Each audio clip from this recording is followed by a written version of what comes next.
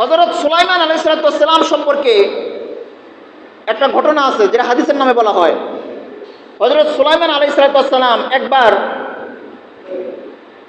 নিজের বাহাদুরি প্রকাশ করার জন্য তিনি সমস্ত মাখলুকাতকে, আল্লাহ সৃষ্টি সমস্ত মাখলুকাতকে মেহমানদারির জন্য দাওয়াত দিয়েছিলেন। জিন ইনসান সবার মাধ্যমে অনেক দিন যাবত খাদ্য সংগ্রহ করে সেগুলো পাকাইছে। পাকানোর পরে সবাই আজকে মেহমানদারির দিন, আজকে সবাই এসে মেহমানদারি করবে।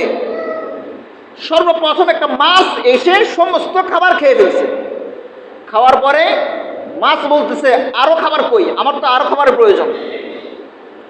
সুলাইমান আলাইহিস সালাম বলতেছেন, আর তো খাবার নাই। মাছ বলতেছে, আপনি এতটুকু খাবারের আয়োজন করে সমস্ত মাখলুকাতকে, আল্লাহ সৃষ্টি সবাইকে আপনি দাওয়াত দিয়ে দিচ্ছেন, অথচ এই খাবারগুলো তো আমার একারে হয় নাই।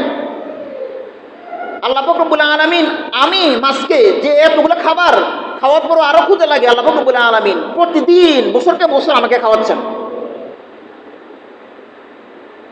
এটা তারা বুঝাইতে চায় যে আল্লাহ পাক রব্বুল আলামিন রাজ্জাক, তিনি রিজিক দাতা, সমস্ত মাখলুককে আল্লাহ পাক রব্বুল আলামিন রিজিক দান করেন।